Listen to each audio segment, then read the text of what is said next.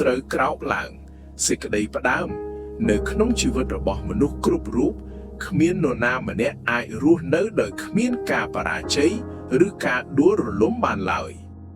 មនុស្សគ្រប់គ្នាតែងតែជួបប្រទះឧបសគ្គការខកចិត្តការបាត់បង់និងបញ្ហាផ្សេងៗដែលធ្វើឲ្យពួកគេមានអារម្មណ៍ថាចង់បោះបង់ប៉ុន្តែអ្វីដែលសំខាន់មិនមែនជាការដួលនោះទេតែជាការក្រោកឈរឡើងវិញបន្ទាប់ពីដួលពាក្យថាដួលត្រូវក្រោកឡើងគឺជាមេរៀនដ៏មានតម្លៃមួយសម្រាប់ជីវិតវាបង្រៀនឲ្យយើងដឹងថាការបរាជ័យមិនមែនជាទីបញ្ចប់ទេប៉ុន្តែជាឱកាសសម្រាប់រៀនសូត្រនិងរីកចម្រើនការដួលជាផ្នែកមួយនៃជីវិតកាលពីយើងនៅក្មេងពេលចាប់ផ្ដើមរៀនដើរយើងតែងតែដួលជាច្រើនដងប៉ុន្តែគ្មានក្មេងណាម្នាក់សម្រេចចិត្តឈប់ដើរដោយសារតែដួលនោះទេពួកគេក្រោកឡើងម្ដងហើយម្ដងទៀតរហូតអាចដើរបានយ៉ាងរឹងមាំជីវិតមនុស្សក៏ដូចគ្នាដែរនៅពេលយើងចាប់ផ្ដើមធ្វើអ្វីថ្មីយើងអាចនឹងជួបបរាជ័យអ្នកខ្លះបរាជ័យក្នុងការសិក្សាអ្នកខ្លះបរាជ័យក្នុងអាជីវកម្មហើយអ្នកខ្លះទៀតបរាជ័យក្នុងស្នេហាទាំងអស់នេះគឺជារឿងធម្មតាការដួលមិនមែនមានន័យថាយើងអសមត្ថភាពទេប៉ុន្តែវាមានន័យថាយើងកំពុងព្យាយាមឧទាហរណ៍ទី1សិស្សដែលប្រឡងធ្លាក់មានសិស្សម្នាក់ឈ្មោះវុធីគាត់បានខិតខំរៀនយ៉ាងខ្លាំងដើម្បីប្រឡងចូលសាកលវិទ្យាល័យប៉ុន្តែពេលលទ្ធផលចេញគាត់បែរជាប្រឡងធ្លាក់វុធីមានអារម្មណ៍ខកចិត្តយ៉ាងខ្លាំងគាត់គិតថាខ្លួនឯងគ្មានសមត្ថភាពហើយចង់បោះបង់ការសិក្សាប៉ុន្តែឪពុករបស់គាត់បានប្រាប់ថាកូនអើយមនុស្សជោគជ័យមិនមែនជាមនុស្សដែលមិនធ្លាប់ដួលទេប៉ុន្តែជាមនុស្សដែលចេះក្រោកឡើងក្រោយពេលដួលក្រោយពីបានឮពាក្យនេះវុធីបានតាំងចិត្តរៀនឡើងវិញគាត់បានកែប្រែវិធីសិក្សាបង្កើនម៉ោងអានសៀវភៅនិងស្វែងរកចំណុចខ្សោយរបស់ខ្លួនមួយឆ្នាំក្រោយមកគាត់បានប្រឡងជាប់ដោយពិន្ទុខ្ពស់បើគាត់បោះបង់តាំងពីថ្ងៃបរាជ័យនោះគាត់មិនអាចទទួលបានជោគជ័យនៅថ្ងៃនេះឡើយឧទាហរណ៍ទី2អ្នករកស៊ីដែលខាតបង់មានបុរសម្នាក់បានបើកហាងលក់ទំនិញដោយប្រើប្រាក់ទាំងអស់ដែលគាត់សន្សំបានដំបូងគាត់រំពឹងថានឹងទទួលបានប្រាក់ចំណេញច្រើនប៉ុន្តែដោយសារគ្មានបទពិសោធន៍គាត់បានខាតបង់ប្រាក់យ៉ាងច្រើន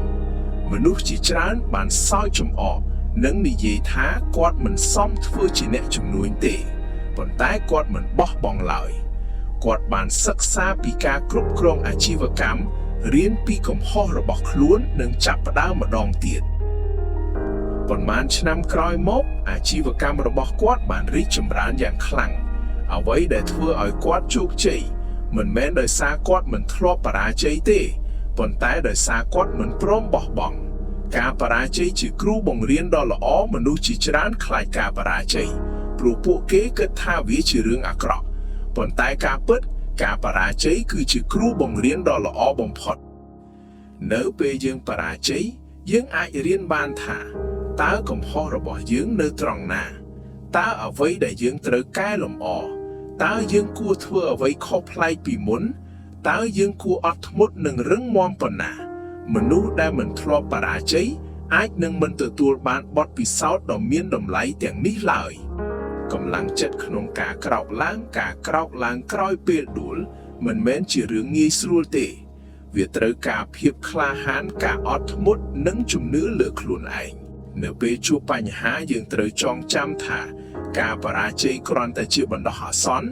គ្មានបញ្ហាណាដែលនៅជារៀងរហូតទេថ្ងៃនេះអាចអាក្រក់ប៉ុន្តែថ្ងៃស្អែកអាចប្រសើរជាងមុនដរាបណាយើងមិនបោះបង់យើងនៅតែមានឱកាសឈ្នះមនុស្សជោគជ័យជាច្រើនធ្លាប់ដួល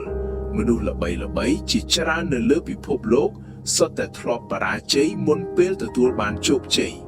ឧទាហរណ៍លោក Thomas Edison បានបរាជ័យរាប់ពាន់ដងក្នុងការបង្កើតអំពូលភ្លើងប៉ុន្តែគាត់មិនបានបោះបង់ឡើយចុងក្រោយគាត់បានផ្លាស់ប្ដូរពិភពលោកដោយការច្នៃប្រឌិតរបស់គាត់នេះបង្ហាញថា ការដួលមិនមែនជាទីបញ្ចប់ទេវាគ្រាន់តែជាជំហានមួយទៅរកជោគជ័យសេចក្តីសន្និដ្ឋានជីវិតប្រៀបដូចជាផ្លូវវែងមួយដែលពោរពេញដោយរណ្ដៅនិងឧបសគ្គពេលខ្លះយើងអាចដួលពេលខ្លះយើងអាចខកចិត្តប៉ុន្តែយើងមិនត្រូវនៅដេកលើដីនោះទេយើងត្រូវក្រោកឡើងជូតទឹកភ្នែកហើយបន្តដំណើរទៅមុខចូរចងចាំថាការដួលមិនមែនជាបញ្ហាពិតប្រាកដគឺការមិនព្រមក្រោកឡើងវិញដូច្នេះទោះជាជីវិតជួបបញ្ហាធំយ៉ាងណាក៏ដោយសូមកុំបោះបង់ចូលក្រោកឡើងម្ដងទៀតព្រោះជោគជ័យអាចកំពុងរង់ចាំអ្នកនៅខាងមុខដួល100ដងមិនសំខាន់ស្មើនឹងការក្រោកឡើង101ដងនោះទេ